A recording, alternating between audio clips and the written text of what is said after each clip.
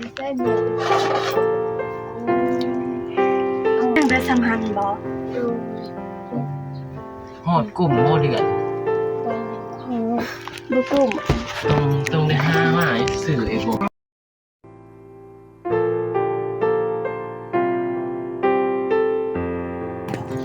และตอนนี้นี่น้องคิดอยากกินอีหยังอยากกินเล็กตะซอยตอนนี้นี่น้องอยากได้หยังมากที่สุดอยากได้ข้าวอยากได้เฮือนอยากได้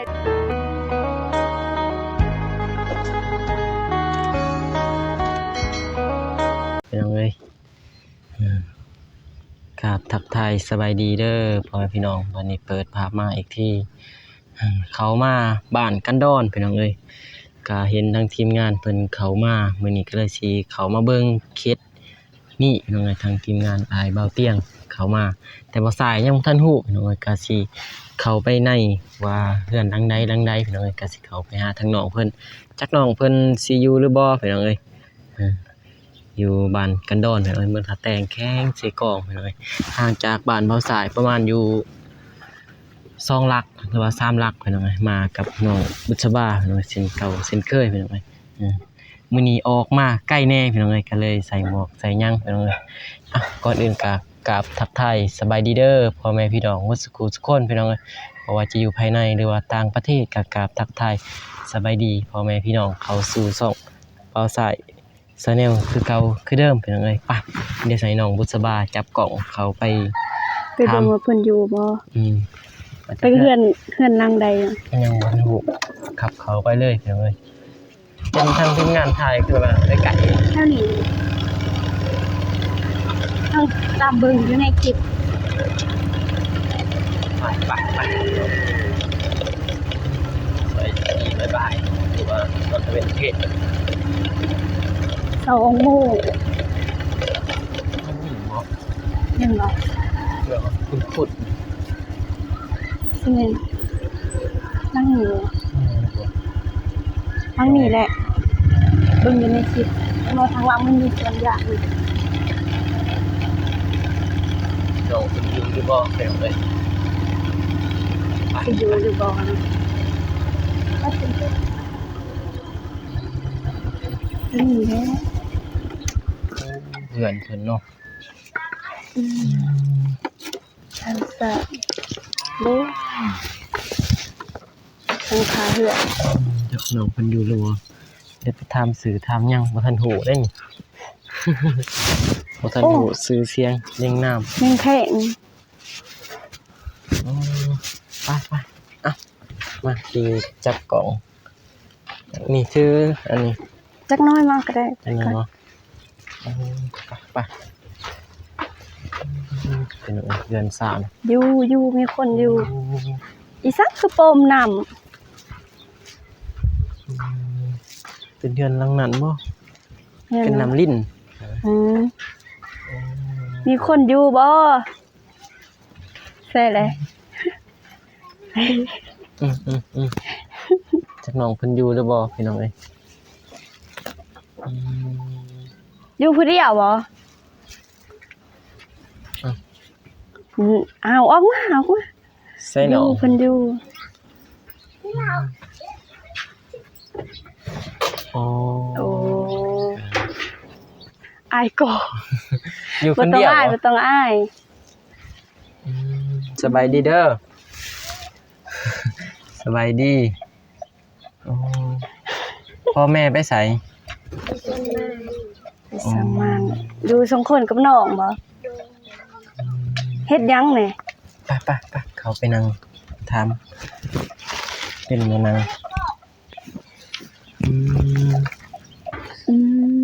บ้านสานบ้านเซามีอยู่จักคนอยู่น้องอยู่จักคนอยู่ในเฮือนน่ะ4 คนโอ้มีใครแน่แม่น้องขนมเพิ่นมี4 คนพ่อเด้บ่มีพ่อบ่เอามานี่ยักมา นั่งนั่งอยู่ไหนเป็นนั่งอยู่นี่ก็ ที่ ได้ นี่ก็ได้ อืม เอานั่งลง โอ้ บ่มีพ่อบ่ล่ะ โดย อืมพ่อต้องไปใส่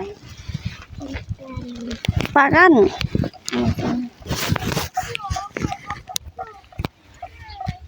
เอาเส้นกันร่นแล้วบ่เพิ่นปากกัน โดย คือน้องอยู่เฮือนนี่อยู่กับแม่แล้วก็มีน้องกับน้องมีน้องอีกผู้หนึงบ่ โดย แม่น้องผู้หนึงนี่ไปนำแม่ บอ บ่เพิ่นอยู่ไส เรือนมาเท้า อยู่กันแม่เฒ่าโอ้อยู่กัน4คน กินข้าวกินน้ำแล้ว โดย อยาก กิ ยั น ง แล้ว กิ บ่ น เขา กิน ได้ยังกิน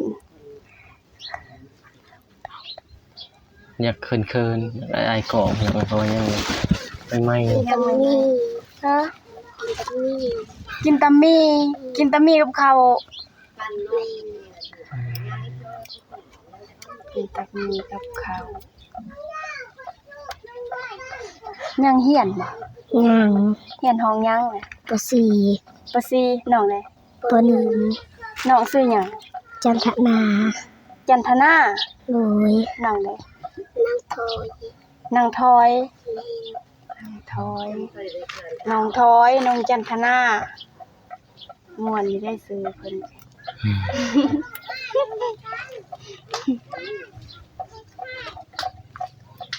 แม่ไปสวนมันผู้เดียวเนาะ โดย อืมอยู่กัน4คนเพื่อ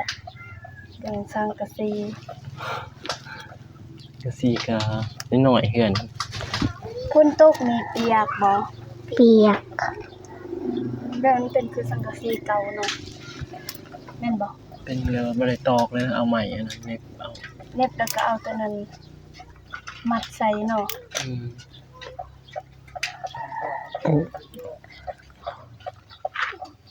มื้อนี้บ่ได้ไปไสเนาะน้องเนาะ โดย โรงเรียนเขาก็พักแต่มื้อนี้วันเสาร์เนาะ เฮียนห้องยัง ป .4 ปุซีโอ้ ป .4 นี่หรือเลยห้องหยัง ปนี้ ป .1 กับป .4 อืมปหนึ่งกับปสี่เคยรู้จักพวกอ้ายอยู่บ่ บ่ โอ้โห บ่เคยเห็นเขาเนาะ อืม ตอนบุญบาทน้องก็มาได้แต่บ่ฮู้แต่บ่จื้อนะเด็กน้อยหลายคนน้องก็บ่ฮู้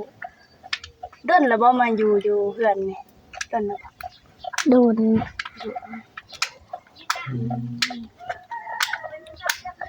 คือสิเผ็ดเนาะกินต่ำ อิ่มแล้วบ่กินข้าวฮะ อิ่ม กินบ่ข้าวปุ้น อยากกินบ่ อยาก อยากกินบ่เอาตอบติอยาก อืม เดี๋ยวไปเอาให้เด้อ อืม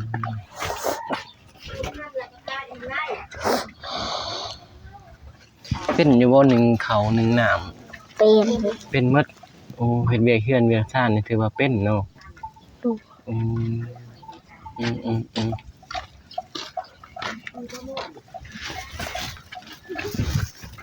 อะไรเนี่ย โดยบ่เป็นหยัง ตัวเอื้อยบ่มีหยัง น้องสิกินเลยบ่ถ้ากินเลยก็ได้เลยถ้าอยากกินเลยก็ได้หรือว่าถ้าแม่มามื้อแรงบ่ โดย อืม ถ้ากินพร้อมกับแม่เพิ่น กินพร้อมกันก็ได้คือกัน กินมื้อแรงเนาะกินพร้อมกันกับแม่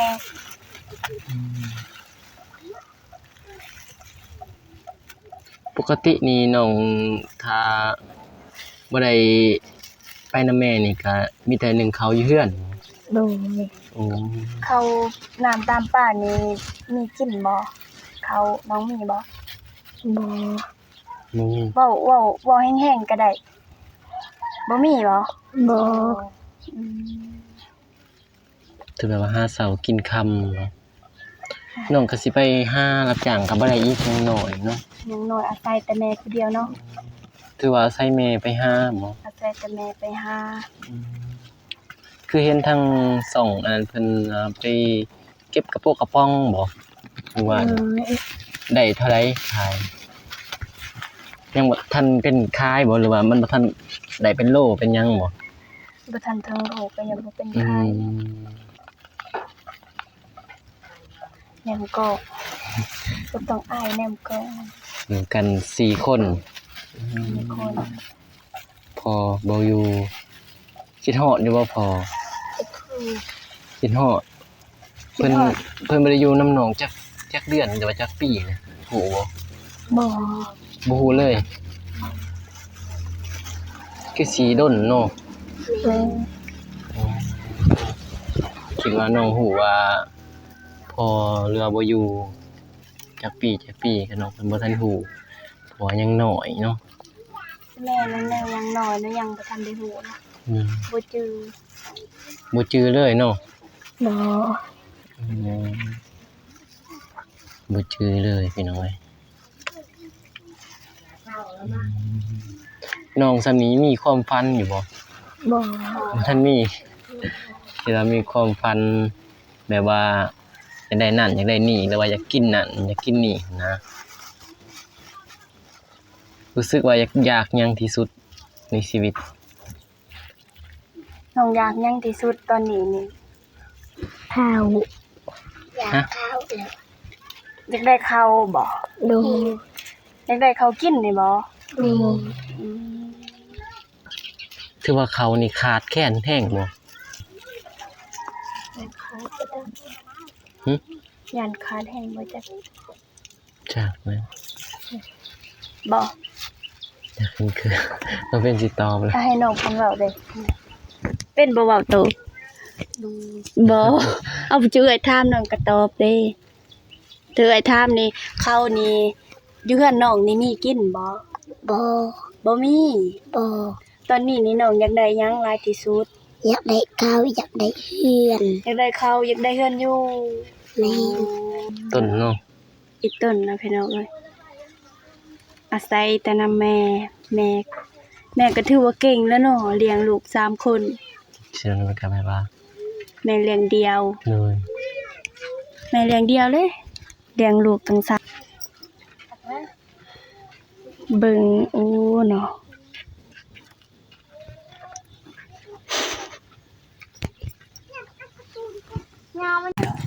และในตอนนี้นี่น้องคิดอยากกินอีหยังตอนนี้ มีกับเล็กตะซอย อยากกินหมี่กับเล็กตะซ้อยโอ้โห บ่มีเงินกิน บ่เคยกินบ่มีเงินซื้อซั่นบ่ บ่ อืมกินหมี่กับเล็กตะซ้อยเป็นความใฝ่ฝันของเด็กน้อยเพิ่นเนาะอยากกินหมี่กับเล็กตะซ้อยนี่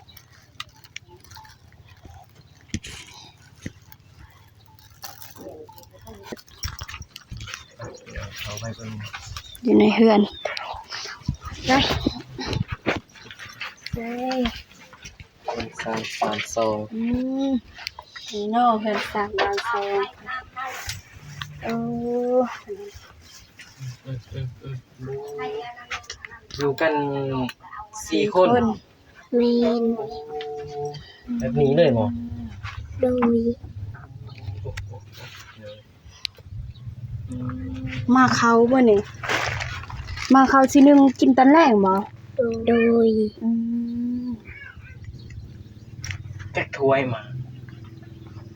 ถ้วย ฮะ2ถ้วย 2ถ้วยโอ้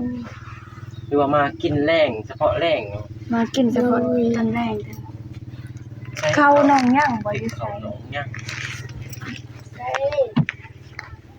มีใส่เมียติโอ้โอ้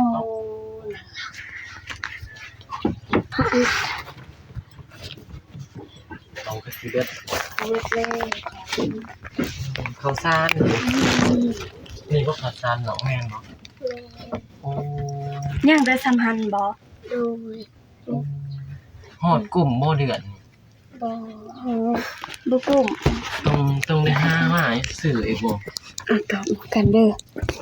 อันนี้นี่มันติ้งข้าวก็สิเบิดพี่น้องโอ้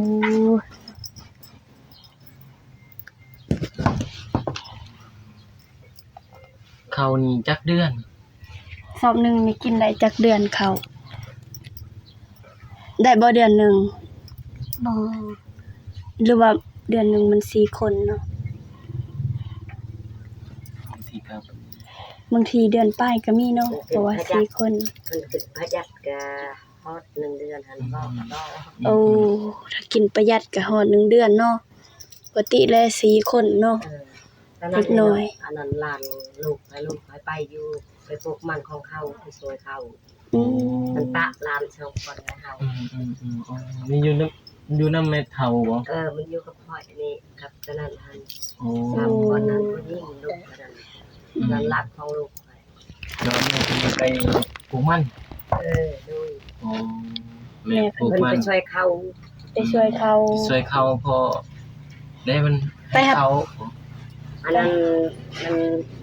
ส่งงาน ส่งงาน โอ้เขาแห่งกันเนาะ เขาแห่งกันเนาะเรือนซานบ้านซอง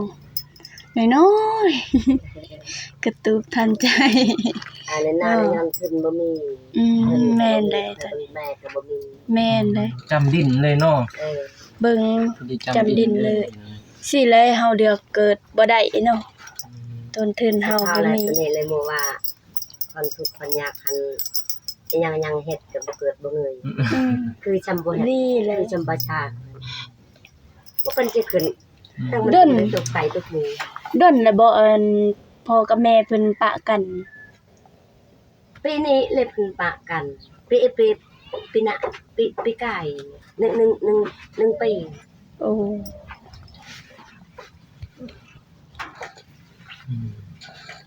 เศร้าเลยพี่น้องเนาะ เว้าเรื่อง เว้าเรื่องข้าวกินก็บ่มีพี่น้องเอ้ยเว้าเรื่องพ่อก็เศร้าแล้วเนาะตามแนวเฮาบ่มีเสาหลักมีแต่แม่ซะเว้าแล้ว เรื่อง มีแต่แม่บ่มีคนสิสุขอยู่นำพาไป มันก็ได้60 โอเคพี่น้อง น้องสบายก็บ่จักสิถามหยังแล้วบัดนี้พี่น้องเอ้ย นอกก็คือเห็นแม่น้องกันสานบ้านซองก็ แต่ว่ายังบ่ทันได้ถ่ายให้พี่น้องเบิ่งข้างนอกนะถ่ายแต่ข้างในถ่ายแต่ข้างในเพียงปกติแล้วน้ำนี่ถ้าว่า คนทุกข์คนยากเพิ่นจะให้พี่น้องเอ้ยเพราะว่ามันจะเป็นของอันนั้น มันเป็นของอันนั้นแบบอิหยังคนอยู่ในบ้านถ้าเขามาทำอยู่ในบ้านก็ว่าเพื่อนครอบครัวของผู้นี้นี่บ่มีเขาสิให้บริจาคเขาให้ฟรีอันนะ อืม อยู่เฮือนน้องก็ยังได้ อืม เขาให้แบบคนทุกข์คนยาก อิ่มบ่กินข้าว อือ ฮะ อือ อิ่ม แล้ว คือเห็นว่าปั่นข้าวพี่น้องเอ้ย เพิ่น ญาติจะเอื้อยบ่จักว่าบ่อิ่มก็ว่าอิ่ม เออก็ไอ้ต้นเลยก็มาทายให้พ่อแม่พี่น้องได้เบิ่งได้ชมไปนำกันเลยเพราะว่าทางน้องเพิ่นก็ขาดเสาหลักซะนั่นแหละก็ขาดเสาหลัก ขาดพ่อเนาะถือว่าขาดพ่ออยู่กัน4คนมีแม่แล้วก็น้องนี่เป็นผู้กกบ่ โดย เป็นผู้กก อันนี้ผู้ที่2เนาะ ผู้ที่สอง แล้วก็มีผู้ที่3อีกผู้หนึงเนาะ อ๋อคือว่าน้องนี่เป็นผู้กกนี่เบิ่งน้องเนาะแม่นี่ เอื้อยเบิ่งน้องแต่ละ ที่ มื้อ รายการสู้ๆเด้อ โดย ส ฟังควา ู้ มแม่ ๆเพื่อความแม่ ตั้งใจทำเฮียนนั่นแหละเนาะ ตั้งใจทำเพียรไว้เรียกเฮ็ดงานพอแบ่งปันภาระแม่อันใดเฮ็ดได้น้องก็เฮ็ดเนาะ หนึ่ง พวก ข้าว อ้าย หนึ่ง ก็ น้ำเนาะ พวกอ้ายก็บ่มีหยังเนาะมาช่วยมีแต่คือพูดเพราะว่ายังบ่ทันฮู้ว่าน้องต้องการหยังหรือว่าจำเป็นนะแต่ว่าจำเป็นเห็นว่า อยากหยังแต่บ่ฮู้ก็เลยซื้อกระปุ้น เขามาทำข่าวทำข้าวมาเบิ่ง ทำข่าวของน้อง อันนี้ก็เป็นคลิปแรกมา คลิปแรกก็เห็นทีมงานเข้ามาคลิปแรกนี่ก็เลยเข้ามานำทีมงานมาถ่ายให้พ่อแม่พี่น้องเพิ่นได้เบิ่งก็ไอ้ต้นน้องเพิ่นพี่น้องมาเห็นมาปุ๊บก็เห็นเฮือนน้องเพิ่นน้อยที่สุดอีหลี หน่อยเลย แบบว่าน้อย จนแบบว่า อยู่คันว่าน้องเพิ่นใหญ่นี่จักสิอยู่แนวใดเนาะ ถ้าเป็นสาวเป็นแซวก็ สิได้นอนนำกันอยู่นี่ แม่นเพราะว่ามันน้อยเด้จักสิได้อยู่แนวใดแบบว่าเพราะว่ามันบ่เป็นอยู่ บ้านซอง น้อยเข้ามากับไอ้ต้นน้องเพิ่นเลยมีแต่ว่าสู้ๆเด้อ โดย พวกเอื้อยก็สิออกเมื่อก่อน ใจมื้อหน้ามื้อในสิมาหาใหม่เด้อ ถ้ามีข่าวดีข่าวหยังพวกเอื้อยก็พวกอ้ายก็สิมาเด้อมาทั้งน้องรายการขอบใจไปน้องเข้าใหม่ ขึ้นเด้อ อืม เอามาเอาออกบีบได้บ่เป็นบ่ อืม โอเคจุดไว้มือกันเด้อ ไปพี่น้องข้างนอกเป็น YouTube น้อยๆพี่น้องเอ้ยแต่ว่าแอมพากาตี้นี่แหละจักเพิ่นได้แต่ใส่พากาตี้เนาะหรือว่าเพิ่นสร้างเองบ่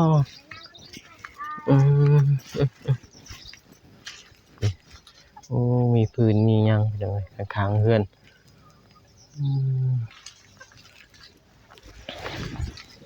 โอเคทำข่าวให้น้องมุสบาทำเนาะจะเป็นจังได๋กะ ทำ ฝาก เป็นปันได บ่ทันได้คือว่าเรียนกันพี่น้องเอ้ย เด้อ เรียนกันเพราะว่ายังเป็นเคสใหม่ยังทันรู้เรื่องราวของน้องเพิ่นกระทำแต่ละขั้นตอนหรือว่าแต่ละปักแต่ละบักพี่น้องเอ้ยเพื่อมาเรื่อยๆก็อาจสิถามเรื่อยๆว่าอันใดได้เองเนาะ เด้อ เพราะว่านี่ก็เป็นคลิปแรกพี่น้องจังได๋ก็อันใดบ่ถูกต้องก็ขอโทษขออภัย FC เด้อพี่น้องเด้อเอ้าก็คลิปนี้ก็สิจบไปเพียงเท่านี้พี่น้องเอ้ยก็สิพบกันในคลิปหน้าหรือว่า EP หน้าพี่น้องก็ขออวยพรให้พ่อแม่ FC หมดทุกคนจงมีแต่ความสุขความเจริญปรารถนาสิ่งใดก็ขอให้ได้สิ่งนั้นให้ดังปรารถนาความเจ็บอย่าสุดใดความไข้อย่าสุมีให้ร่ำให้รวยเบิดสุขทุกคนเด้อพี่น้องเด้อพบกันใน EP หน้าหรือว่าคลิปหน้าคลิปนี้ขอกล่าวคำว่าสบายดี สบายดีเด้อ พี่น้องบ๊ายบายไป บ๊ายบาย ออกเดินทางพี่น้องเอ้ยพุ่นละเข้าไปเฮือนต่อสายต่อพี่น้องเอ้ยไป